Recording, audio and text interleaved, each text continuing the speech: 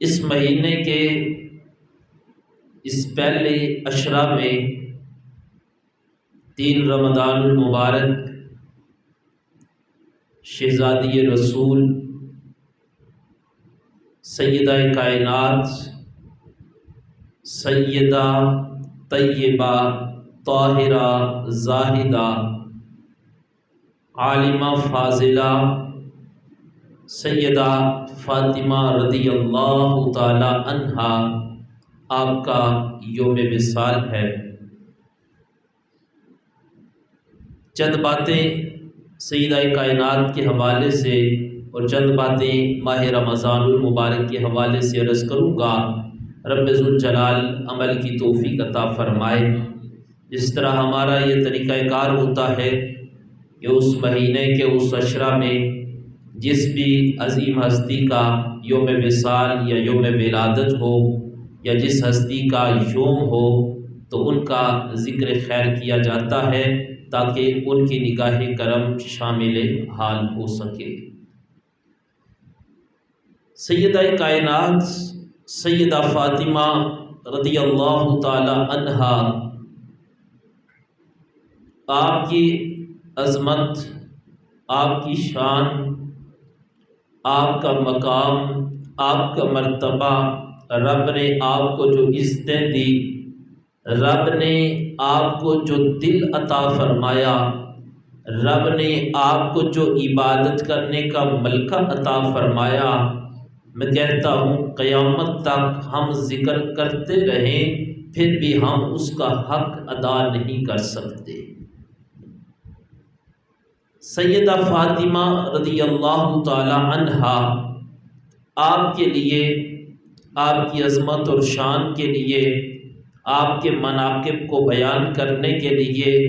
اگر یہ جملے ہی کہے جائیں کہ یہ سیدہ کائنات کو جس اعتبار سے بھی دیکھا جائے، اگر آپ کو بیٹی ہونے کے اعتبار سے دیکھا جائے، میرے نبی علیہ السلام کی ساری امت میں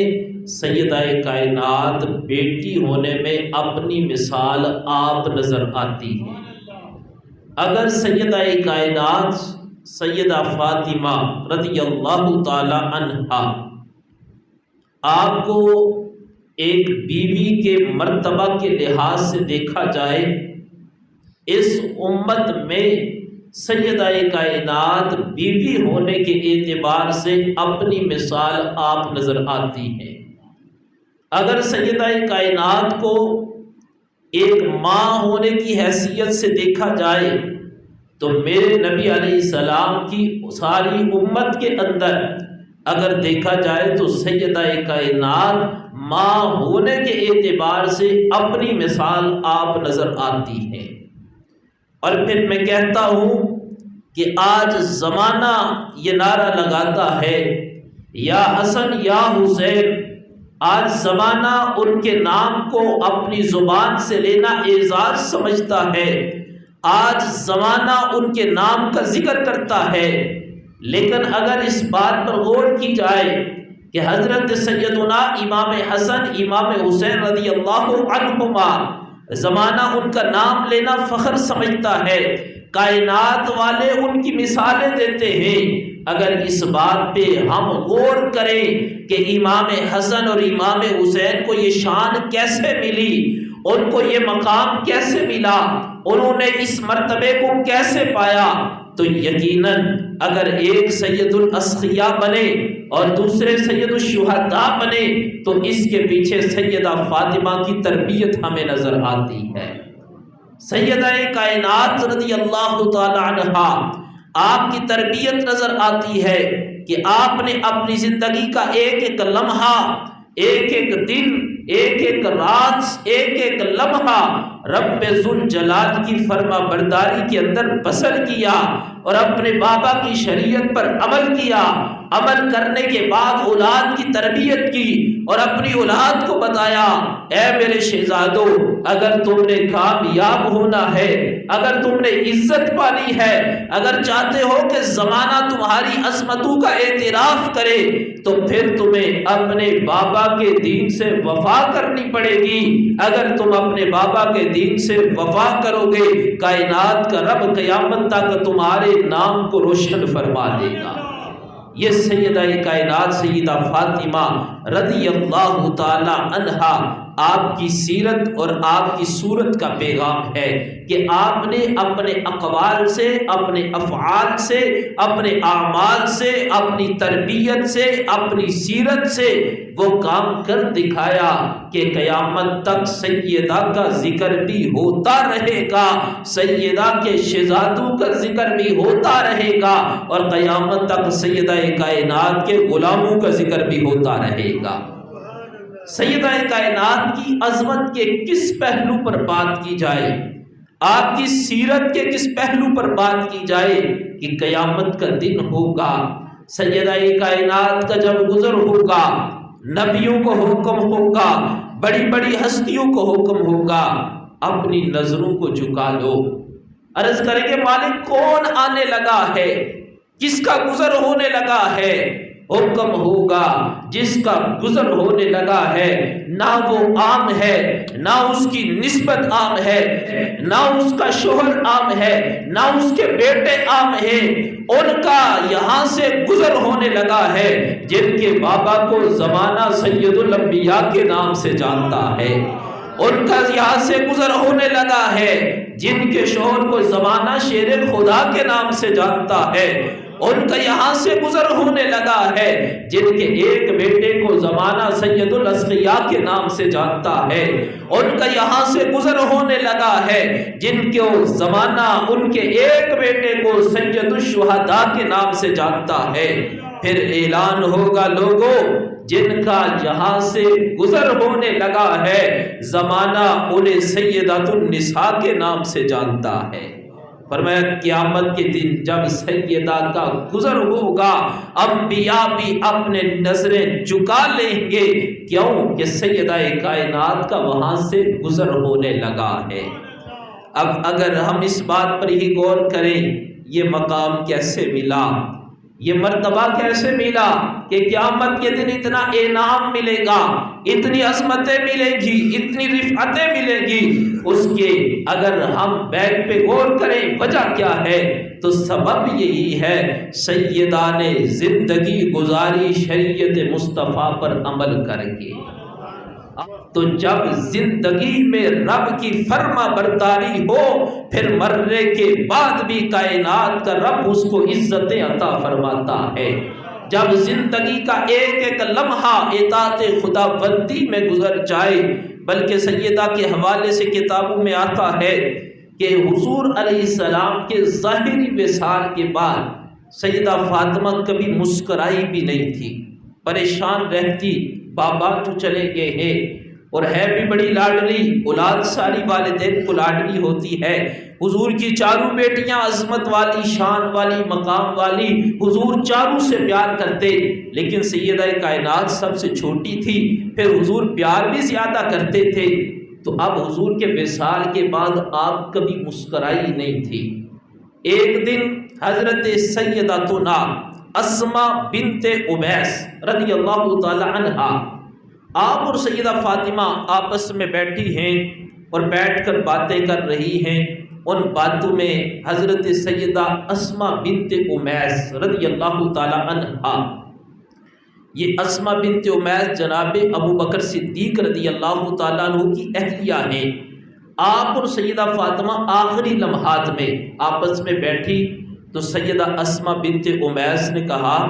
کہ میں نے دیکھا ہے کہ وہاں پر ایسا ہوتا ہے جب کوئی دنیا سے چلا جائے تو اس کے بعد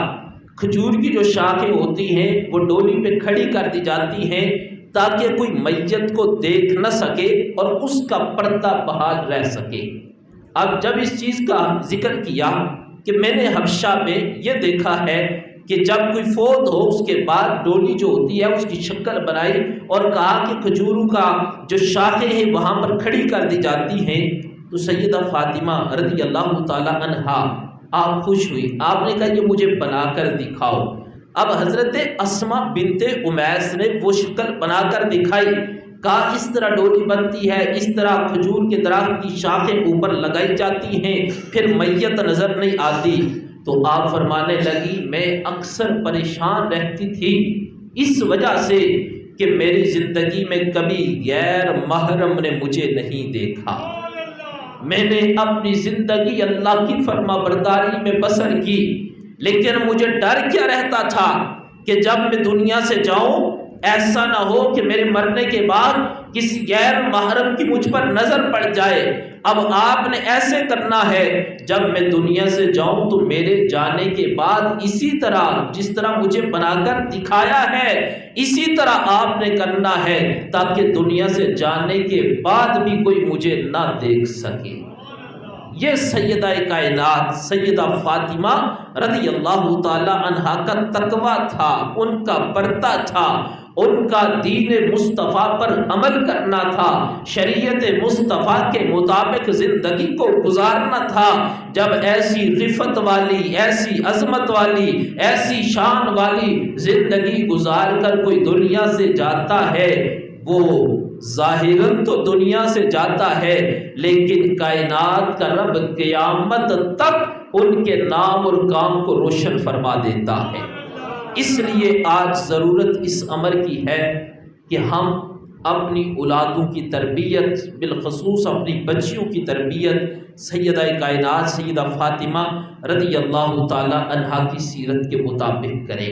یہ ان کا ذکر خیر اس وجہ سے کہ اس عشرے میں ان کا دن تھا، اور ان کا ذکر کرنا اس کا فائدہ یہ ہوتا ہے جب ان کا ذکر کیا جاتا ہے کائنات کا رب بھی راضی ہوتا ہے، اللہ کے رسول بھی راضی ہوتے ہیں، اور جب ہم ان کا ذکر کرتے ہیں تو ہمارے اوپر ان کی نگاہ کرم شامل حال ہو جاتی ہے۔ دوسرا، یہ ماہ رمضان المبارک کا عشرہ رحمت ہے۔ اس عشرے کا پورا جو مہینہ ہے بڑی برکت و رفعت والا ہے، لیکن ایک ایک عشرے کے اندر کائنات کے رب نے اس امت کی بخشش کے لیے، اس امت کی مغفرت کے لیے، اس امت کے گناہوں کی معافی کے لیے، اس امت کے درجات میں بلندی کے لیے اللہ نے 3 عشرے رکھے تاکہ ان عشروں کے اندر حضور کے غلام اللہ کا ذکر کر سکے، رب کی عبادت کرے، کائنات کا رب ان کے گناہوں کو معاف فرما دے۔ میرے اور آپ کے کریم محبوب علیہ السلام فرماتے ہیں جب ماہ رمضان آتا ہے اس وقت اللہ کی رحمتوں کی برسات ہوتی ہے۔ فرمایا اس مہینے کا ایک ایک لمحہ بڑا قیمتی ہوتا ہے، اب بندہ ذکر کرتا رہتا ہے۔ فرمایا جب تک وہ ذکر کرتا ہے اللہ اس کو ذکر کرنے کا ثواب عطا فرماتا ہے۔ پھر بندہ تھک جاتا ہے، جب بندہ تھک کر خاموش ہو کر بیٹھ جاتا ہے، کہتا ہے میں پڑھ پڑھ کر تھک گیا، میں قرآن کی تلاوت کر کر کے تھک گیا، میں ذکر کر کر کے تھک گیا۔ اب تھکنے کی وجہ سے بندے کے لب خشک ہو جاتے ہیں، بندہ کیا کرتا ہے وہ خاموشی کے ساتھ بیٹھ جاتا ہے۔ فرمایا پہلے تو وہ ذکر کر رہا تھا، ذکر کرنے پر ثواب تھا، اب وہ ذکر کر کے تھک گیا اور تھک کر خاموشی سے بیٹھ گیا۔ فرمایا جب وہ خاموش ہو کر بیٹھ جاتا ہے یا لیٹ جاتا ہے، ہوتا خاموش ہے، فرمایا خاموشی پر بھی کائنات کا رب تسبیح کرنے کا ثواب عطا فرماتا ہے۔ پھر اس کے بعد کیا ہوتا ہے؟ میرے محبوب علیہ السلام فرماتے ہیں پہلے بندہ ذکر کر رہا تھا، عبادت کر کر کے تھک گیا، تھکنے کے بعد خاموش ہو گیا، پر بیٹھ گیا، دل میں جذبہ ہے، اللہ کا مہینہ ہے، برکتوں رفعتوں والا ہے، فرمایا خاموشی سے بیٹھ گیا، پھر بھی ثواب۔ اس کے بعد بندہ سو جاتا ہے۔ اب جب وہ عبادت کر کر کے تھک جاتا ہے، پھر تھکنے کے بعد وہ کہتا ہے میں تھوڑی دیر آرام کروں، اور مہینوں میں نہیں، ماہ رمضان میں پھر اس کو انعام و اکرام کیا ملتا ہے؟ فرمایا بندہ عبادت کر کر کے تھکنے کے بعد سو جاتا ہے، وہ سویا رہتا ہے، کائنات کا رب سونے پر بھی اس کو عبادت کا ثواب عطا فرماتا ہے۔ اتنی برکتیں ہیں اس ماہ رمضان کی، اور پھر ماہ رمضان المبارک میں یہ کوشش کریں کہ اس مہینے کے ایک ایک لمحے کو ضائع نہ ہونے دیں۔ روزہ رکھ کر سو جانا، ایک ہے تھک کر سو جانا، ایک ہے بندہ روزے کو گزارنے کے لیے سو جائے، روزہ رکھا پورا دن سو کے گزار دیا۔ یہ گزارنا اور سونا مقصد نہیں، مقصد یہ ہے کہ کہ اس مہینے میں زیادہ سے زیادہ عبادات کی جائیں۔ یہ 11 مہینوں کے بعد آیا، نہ جانے پھر کبھی زندگی میں یہ موقع ہمیں نصیب ہو یا نہ ہو۔